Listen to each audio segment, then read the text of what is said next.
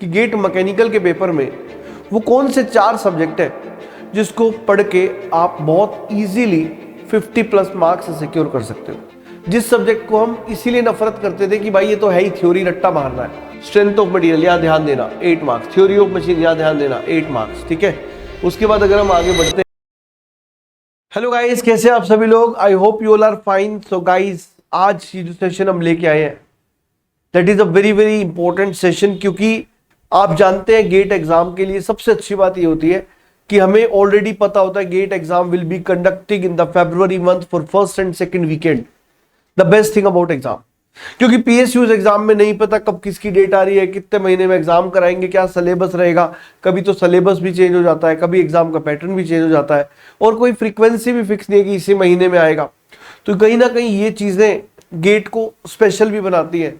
और गेट आप जानते हैं कि IITs में एमटेक करनी हो, ISC जाना हो, फॉरेन से एमटेक करनी हो, या PhDs करनी हो, या इसके सिवा कुछ PSUs या बार्क में जाना हो, ये सारी अपॉर्चुनिटीज गेट से आपको मिलती है।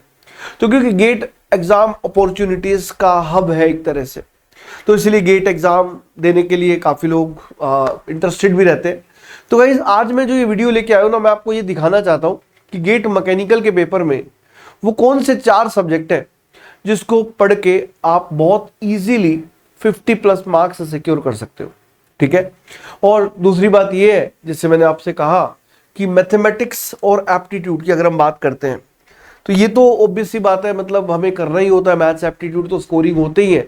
इसके सिवा बात जब मैं टेक्निकल सब्जेक्ट्स की कर रहा हूं तो मैं आज आपको वो 4 सब्जेक्ट्स दिखाऊंगा जिसकी वेटेज भी अच्छी है और they are fundamental as well as scoring subjects. और मैं आपको उनके टॉपिक्स भी बताऊंगा, उनकी स्ट्रेटेजी भी बताऊंगा, और बहुत जल्दी हम उनके ऊपर काम करना भी शुरू करेंगे। और यही वो सब्जेक्ट्स भी हैं जहां पे स्टूडेंट्स को ज्यादा दिक्कतों का सामना करना पड़ता है, ठीक है। चलिए स्टार्ट करते हैं सेशन को। तो guys, this is some detail about me. Now let us move further. तो सबसे पहले मैं आपको गेट 2025 का वेटेज एनालिसिस दिखा रहा हूं, ठीक है, जस्ट टू शो यू कि सिर्फ 2025 का नहीं, 2-3 साल के पेपर का वेटेज एनालिसिस दिखा रहा हूं। जैसे आप ध्यान से देखो यार, इंजीनियरिंग मैथमेटिक्स 15 मार्क्स, देखो मैथ्स की तो कोई बात ही नहीं कर रहे, मैथ्स का तो पता ही है 13 या 15 मार्क्स का आता ही है, ठीक है। अब देखो मैकेनिक्स 2 है, स्ट्रेंथ ऑफ मटेरियल यहाँ ध्यान देना 8 मार्क्स, थ्योरी ऑफ मशीन यहाँ ध्यान देना 8 मार्क्स, ठीक है। उसके बाद अगर हम आगे बढ़ते हैं, you can see manufacturing 19 marks, you can see industrial 6 marks, ठीक है। अब आप अगर देखें पीछे तो हाँ, फ्लूइड मैकेनिक्स का भी अच्छा वेटेज है, ठीक है। अगर हम इसके बाद बात करें और किसी भी सब्जेक्ट्स में, आप देख सकते हो वेटेज, उसके बाद फिर एप्टीट्यूड का ही आता है। मतलब मैंने अभी जिन सब्जेक्ट्स को सर्कल किया वो कौन कौन से हैं, maths, apti because of their weightage, और ये वो सब्जेक्ट है जो हम करते ही करते हैं। इसके सिवा मैंने 4 सब्जेक्ट्स पे सर्कल किया है, एक स्ट्रेंथ ऑफ मटेरियल, एक थ्योरी ऑफ मशीन, एक प्रोडक्शन और एक इंडस्ट्रियल। ध्यान से देखना, जब मैं स्ट्रेंथ ऑफ मटेरियल की बात कर रहा हूं तो स्ट्रेंथ ऑफ मटेरियल यहाँ पर 8 मार्क्स है, थ्योरी ऑफ मशीन 8 मार्क्स है, 8 and 8 16 हो गया है। और इसके बाद अगर हम बात करें तो 16 and 6 is basically, you can say it is 22 and nearly 20, it is more than 40 marks.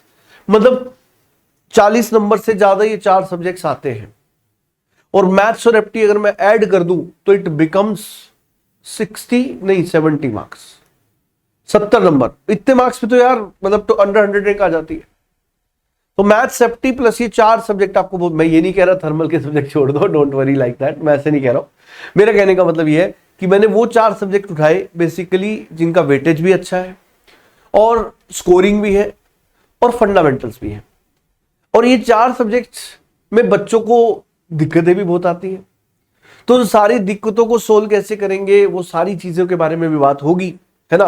क्योंकि थर्मल सब्जेक्ट जनरली स्टूडेंट्स को इजी लगते हैं, और डिजाइन में बच्चों को इसलिए प्रॉब्लम आती है क्योंकि न्यूमेरिकल्स के लेवल हार्ड होते हैं। प्रोडक्शन में इसलिए दिक्कत आती है क्योंकि प्रोडक्शन की इमेज हमारे दिमाग में थ्योरी सब्जेक्ट की होती है, लेकिन गेट में देखते आते ही न्यूमेरिकल्स, मतलब बिलीव नहीं होता कि वेल्डिंग और कास्टिंग से न्यूमेरिकल भी आ सकते हैं। मटीरियल साइंस में न्यूमेरिकल, जिस सब्जेक्ट को हम इसीलिए नफरत करते थे कि भाई ये तो है ही थ्योरी, रट्टा मारना है, और उन सब्जेक्ट्स में जब हम इतनी हाईली कॉन्सेप्चुअल चीजें गेट में देखते हैं और हम देखते हैं कि भाई इसमें तो बहुत अच्छे लेवल के डिजाइन जैसे न्यूमेरिकल्स आ रहे हैं, तो हमें एक्साइटमेंट तो होता है, पर साथ ही वो सब्जेक्ट्स दिक्कतों से भरा भी लगता है। तो प्रोडक्शन में ना हमेशा सोर्सेस की बहुत लड़ाई होती है कि ये सही है या ये सही है सर, इतना टेम्परेचर इस वेल्डिंग में जाएगा, उतना जाएगा सर। सर ये याद कैसे करें सर कि किस में सबसे हाई जाएगा सर, ये प्रोसेस आया क्यों सर। तो इन सारे सवालों का जवाब मैं आपको बहुत जल्दी देने वाला हूं। तो ये 4 सब्जेक्ट उठाने के पीछे के लॉजिक, पहला लॉजिक हाई वेटेज, दूसरा इसमें स्टूडेंट्स को ज्यादा दिक्कतें आती है, तीसरा ये सब्जेक्ट फंडामेंटल है तो इंटरव्यूज में बहुत बड़ा रोल प्ले करते हैं, और चौथा अगर हम बात करें तो जैसा मैंने ऑलरेडी कहा कि थर्मल में कमांड जनरली बच्चों का अच्छा हो जाता है, पर डिजाइन और प्रोडक्शन में दिक्कतें आती हैं। रीजन इज कुछ हार्ड न्यूमेरिकल्स की टाइप हो गई या कुछ रिसोर्सेज की कमी हो गई। कमी तो खैर नहीं है, आज की डेट में रिसोर्सेज बहुत है, लेकिन प्रोडक्शन में कहीं ना कहीं बच्चों को डाउट रहते हैं, क्योंकि एक तो थ्योरी की आदत होती है, एकदम न्यूमेरिकल आ जाते हैं। तो आपके सभी इन सवालों का जवाब देंगे, पर पहले मैं आपको वेटेज दिखाना चाह रहा हूं। ये मैंने आपको जो वेटेज दिखाया गेट 2025 का है। आगे अगर हम देखते हैं तो फिर आप देख सकते हैं यहां पर बेसिकली कंबाइंड वेटेज है अप्लाइड मैकेनिक्स और डिजाइन में। तो इसमें मैं आपको बता देता हूं कि लगभग 8 से 10 नंबर की सोम थी और लगभग 9 से 11 नंबर की टोम, ठीक है। और प्रोडक्शन की बात करें तो यहां पर 24 मार्क्स जो आपको दिख रहे हैं वो 18 + 6, मतलब प्रोडक्शन और इंडस्ट्रियल मिला के 24 नंबर तो आना ही आना है, समझ गए कि नहीं। और यहां पर अगर हम ऐड कर दे तो ये भी लगभग 8 और 9 8 17 नंबर। कहने का मतलब ये है सीधा सीधा कि 40 से 42 नंबर के ये 4 सब्जेक्ट्स हैं। गेट की कट ऑफ जाती है केवल 30 नंबर, मतलब 26 से 35 के बीच में जाती है। 26 to 35 is the range of cutoff for GATE examination. So if you are going to score, मतलब गेट क्वालिफाई करने की सोचे तो ये 4 सब्जेक्ट क्वालिफाई से ज्यादा ही मार्क्स ला सकते हैं, और मैथ्स एप्टी ऐड कर दोगे तो आप टॉपर भी बन सकते हो। दैट इज द पॉइंट, ठीक है। तो मैं आपको एक और चीज दिखाना चाह रहा हूं, 2023 का वेटेज भी आप देख सकते हो, ठीक है। इसमें भी आप देख सकते हो वही 25, यहां पर 9 नंबर की स्ट्रेंथ ऑफ मटेरियल थी और 10 नंबर की theory of machines and vibrations, और ये 23 नंबर तो फिक्स ही होते हैं इंडस्ट्रियल और प्रोडक्शन को मिला करके। अब मैं आपको इन 4 सब्जेक्ट्स का जिनके बारे में मैं कह रहा हूं कि बहुत ही इंपॉर्टेंट है, इन चारों सब्जेक्ट के मैं आपको इंपॉर्टेंट टॉपिक्स भी बताऊंगा जहां से हर साल क्वेश्चन पूछे जाते हैं। डिजाइन और प्रोडक्शन में जब आप देखेंगे मैं आपको बताऊंगा कि कुछ टॉपिक्स है जो हर साल ही पूछे जाते हैं, तो जो हर साल पूछे जाते हैं हमें उन पर बहुत अच्छी कमांड होनी चाहिए ताकि उनके क्वेश्चन तो हमसे बन ही जाए। तो मैं आपको इन चारों सब्जेक्ट से कुछ बहुत इंपॉर्टेंट टॉपिक भी बताऊंगा जहां से हर साल क्वेश्चन आते हैं। जैसे अगर हम बात करें सबसे पहले स्ट्रेंथ ऑफ मटेरियल, ये तो गेट का सिलेबस है कि stress and strain, elastic constants, Poisson ratio, Mohr circle for plane stress and plane strain, thin cylinder, shear force and bending moment diagram, bending and shear stresses, shear centre, deflection of beam, torsion of circular shaft, Euler theory of column, energy method, thermal stresses, strain gauge and rosette, testing of properties, testing of hardness and impact testing. ये पूरा है strength of material का syllabus. और सबसे अच्छी बात यह है कि जब आप इन सब डिजाइन और प्रोडक्शन की बात करते हो तो सिलेबस गेट और इंजीनियरिंग सर्विसेज में और पीएसयूज में सेम रहता है। थर्मल में RAC, IC engine, power plant आप देखते हो, गेट में कम सिलेबस है, इंजीनियरिंग सर्विसेज में ज्यादा है। और इसमें solid mechanics, theory of machines, strength of material, theory of machines आपके एक्सी के पेपर का भी पार्ट होते हैं। तो अगर हम इसकी बात करें तो इसमें मैं आपको कुछ टॉपिक्स बताऊंगा जिससे हर साल क्वेश्चन आते ही आते हैं। जैसे एक होता है स्ट्रेस स्ट्रेन डायग्राम, उससे एक क्वेश्चन बनता ही बनता है। सेकंड इज मोहर सर्कल, एक क्वेश्चन बनेगा ही बनेगा। Third is shear force diagram and bending moment diagram, एक क्वेश्चन आता ही आता है। डिफ्लेक्शन एक क्वेश्चन आता ही आता है। टोर्शन इक्वेशन एक क्वेश्चन आता ही आता है, ठीक है। अब ये तो वो है जो हर साल पूछे ही जाते हैं। एक कुछ चीजें जो अल्टरनेट पे, जैसे कभी क्वेश्चन आ जाएगा प्रेशर वेसल्स में हूप स्ट्रेस और लॉन्गिट्यूडनल स्ट्रेस का, कभी इसकी जगह वो थर्मल स्ट्रेस पूछ लेंगे। थर्मल स्ट्रेस में बोथ हैंड क्लोज वाला case is the most famous case कि कितनी स्ट्रेस आई। कभी कभी वो बोलेंगे कि भाई they will ask you from the bending equation. Shear is not that important, shear से बहुत रेयर क्वेश्चन पूछे जाते हैं। फिर अगर हम बात करें स्ट्रेन गेज एंड रोसेट, ये नया टॉपिक ऐड हुआ है, न्यू टॉपिक एडिड, तो इससे अभी तक क्वेश्चन बहुत ज्यादा नहीं आए, आई फील जल्दी पूछेंगे वो। टेस्टिंग ऑफ प्रॉपर्टी से वो ऑलरेडी पूछ चुके हैं, खास करके हार्डनेस टेस्ट के बारे में पूछते हैं।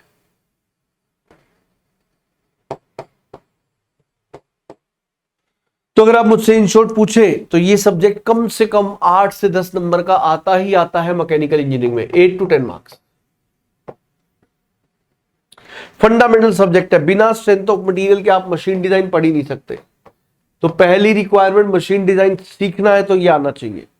दूसरी, प्रोडक्शन में जब आप मेटल फॉर्मिंग पढ़ते हो तो उसमें भी इसके कॉन्सेप्ट्स लगते हैं।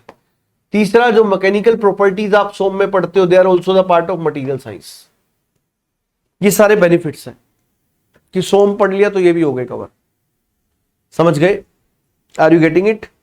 तो गाइस, इस वीडियो में मेरा आपको बताने का पर्पस है, एक तो इंपॉर्टेंट टॉपिक्स, दूसरा इन सब्जेक्ट्स को पढ़ने के फायदे, ठीक है, एंड थर्ड थिंग मैं आपको यह भी बताना चाहता हूं कि क्योंकि इन सब्जेक्ट्स में जो बच्चों को दिक्कतें आती है उनका सॉल्यूशन लेकर के मैं बहुत जल्दी आप लोगों के लिए आने वाला हूं।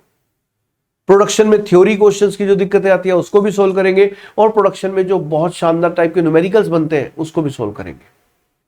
डिजाइन में जहां जहां मुश्किलें आती है वो सारी चीजें देखेंगे। अब जैसे अगर मैं बात करूं थ्योरी ऑफ मशीन्स और वाइब्रेशंस के चैप्टर की, इसमें जो हमारा सिलेबस है वो पहले 2015 से 17 से पहले छोटा था, उसके बाद सिलेबस बढ़ गया है। तो अगर हम देखें तो displacement, velocity and acceleration analysis of mechanism, यहां से degree of freedom, Grashof law और crank and slotted lever mechanism, इससे न्यूमेरिकल्स बनते हैं। Then dynamic analysis of linkage, यहां पे आपसे बेसिकली काइनेमेटिक एनालिसिस से क्वेश्चन पूछा जाता है। और यहां पर एक और चीज मैं मिस कर गया, that is I centre and relative velocity approach. ये इंपॉर्टेंट टॉपिक्स है। कैम्स में बहुत ज्यादा क्वेश्चंस नहीं बनते, लेकिन आपको टाइप्स ऑफ मोशन आने चाहिए। 4 तरह के मोशन होते हैं, uniform velocity, uniform acceleration, simple harmonic motion and cycloidal motion. Gears and gear train में अगर हम बात करते हैं तो गियर ट्रेन्स में compound gear train, epicyclic gear train, planetary gear train, इनमें से एक जरूर और जरूर पूछा जाता है। और गियर्स में we need to study the involute profile, अब उसमें चाहे इंटरफेरेंस का जिक्र हो, minimum number of teeths required to avoid interference हो, ये सारे फॉर्मूले, या path of contact, arc of contact हो। फ्लाईव्हील में energy equation, delta E is I omega square C S. Governor में कैरेक्टरिस्टिक्स आर इंपॉर्टेंट। बैलेंसिंग में रोटेटिंग बैलेंसिंग इज इंपॉर्टेंट, और रेसिप्रोकेटिंग बैलेंसिंग में वो जो स्वेइंग कपल होता है, वो जो ट्रैक्टिव एफर्ट होता है, ये आना चाहिए। गायरोस्कोप में गायरोस्कोपिक कपल जो होता है I omega omega P, that equation is must. अब वाइब्रेशंस की बात करते हैं तो वाइब्रेशन में सबसे इंपॉर्टेंट जो है दैट इज नेचुरल वाइब्रेशन। वैसे basically 1 degree of freedom system हमें करने होते हैं। नेचुरल वाइब्रेशन में एक तो हमें जो इंपॉर्टेंट है वो रिले मेथड है, जिसको स्टैटिक डिफ्लेक्शन ऑफ मास भी बोलते हैं, एंड टॉर्क मेथड। ये 2 इंपॉर्टेंट है, इन 2 के बिना गुजारा नहीं है। डैम्प्ड वाइब्रेशन की बात करें तो डैम्प्ड वाइब्रेशन में तो आपको वही फॉर्मूले याद करने हैं, that is damping ratio, damping factor, all those things. और फोर्स डैम्प्ड वाइब्रेशन में transmissibility ratio, magnification factor and critical speed of shaft, ये सब करना है। दीज आर द टॉपिक्स जो हर साल एग्जामिनर पूछता है, हर साल, ठीक है। इसके बाद प्रोडक्शन की बात करें तो कहने ही क्या, 18-19 नंबर तक के वेटेज जा रहे हैं।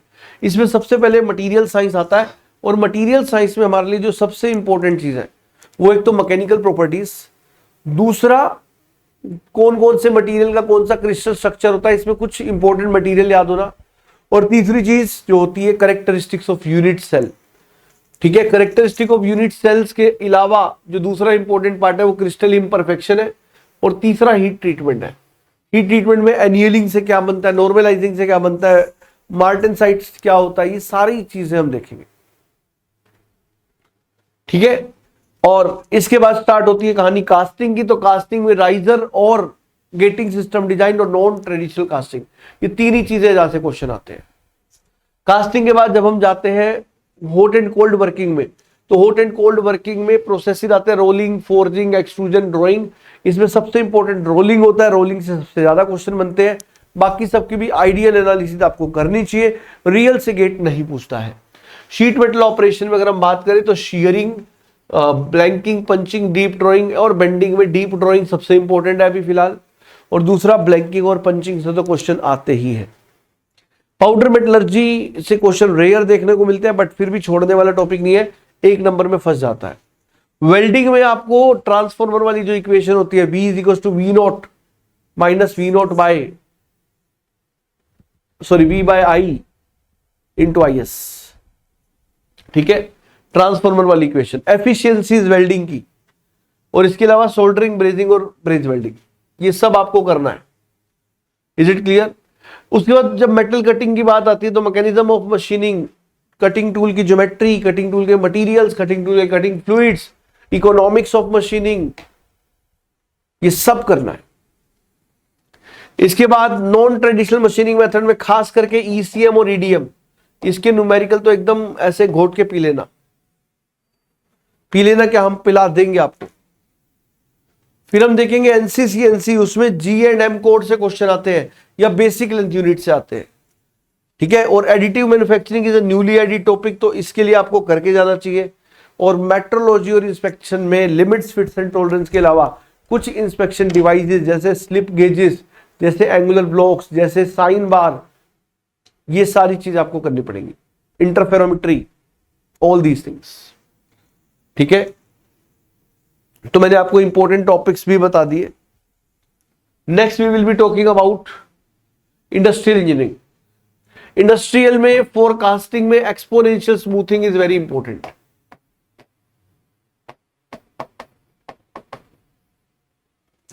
ठीक है। Then we have inventory control, इसमें EOQ model is most important. हालांकि डिटर्मिनिस्टिक मॉडल्स में स्टैटिक इन्वेंटरी मॉडल इंपॉर्टेंट है। एलपीपी की बात करें तो ग्राफिकल मेथड, ट्रांसपोर्टेशन और असाइनमेंट इंपॉर्टेंट है, आजकल आने लगा है। और नेटवर्क फ्लो मॉडल्स की बात करें तो जो क्यूइंग मॉडल्स की बात करें, okay, network flow is PERT CPM basically. तो पर्ट सीपीएम पे एक तो क्रिटिकल पाथ निकालना, क्रिटिकल पाथ का टाइम निकालना, नंबर ऑफ क्रैशिंग एक्टिविटी निकालना और क्रैशिंग के फिनोमेना को सीखना। और इसके अलावा क्यूइंग थ्योरी में तो कुछ फॉर्मूलाज ही होते हैं जिसमें हमें पता लगता है कि वेटिंग टाइम कितना होगा क्यू में, कितने लोग खड़े हैं सिस्टम में, वो सारी इंफॉर्मेशन आपको इंडस्ट्रियल से मिलती है। तो ये मैंने आपको सारा एक आइडिया दिया है ना, अभी मैंने आपको सारा एक आइडिया दिया। और जब मैं अभी जो मैं आपको बता रहा था ना, बहुत मैं ब्रीफ में आपको सिर्फ ये बताना चाह रहा हूं कि 4 subject, SOM, TOM, production, industrial, इसमें प्रोडक्शन और इंडस्ट्रियल जो है they are very scoring subjects and SOM and TOM are very fundamental ones. SOM और टॉम डिजाइन से रिलेटेड है और industrial production is a different phase. और डिजाइन में बच्चों को मुश्किल लगता है, प्रोडक्शन में वास्ट लगता है, तो दोनों पोर्शन में ही दिक्कत लगती है। एक वास्ट लगता है प्रोडक्शन, और जब सोम टॉम की बारी आती है तो मुश्किल लगता है। तो आपकी सभी तरह की मुश्किलों को दूर करेंगे, बहुत जल्दी हम मिलने वाले हैं। And I would be taking the topics of SOM, TOM, production, industrial one by one, और मैं आपके सामने उनके बिल्कुल सिंपलेस्ट वर्जन रखूंगा, जो समझने के बाद आपको ये सब्जेक्ट आसान भी लगेंगे, इनके क्वेश्चन भी बनेंगे और मजा भी आएगा, ठीक है। तो this is going to be the session. आज मेरे को बस आपको ये बताना था कि इन 4 सब्जेक्ट में क्या खास है और इनको करने की स्ट्रेटेजी, इंपॉर्टेंट टॉपिक्स भी बता दिए मैंने आपको। I have given you the important topic list as well, ठीक है। तो जल्दी मिलेंगे इन्हीं सब्जेक्ट्स के साथ और आपको पहुंचाएंगे फर्श से अर्श तक, 0 to infinity. Okay, so goodbye guys for this particular video. I hope we will keep on meeting again and again. जितना मिलेंगे उतना रैंक इजीली आएगा, ठीक है। So goodbye for this particular session. Goodbye.